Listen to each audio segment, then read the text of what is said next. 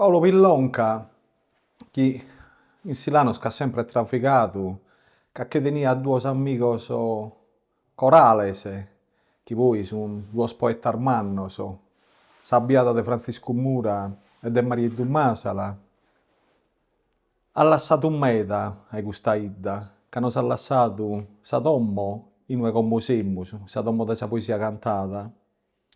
Issu fit un uomine mannu, un uomine che ha dato onore a sa Sardegna intrea, un uomine che ha lasciato un meta a sa Sardegna e che ancora non si sta sparando medas cosas. Issu naria sempre che s'importanzia per una terra est apoderare sa limba sua. Cada apoderare sa limba dipende su tempus benidore.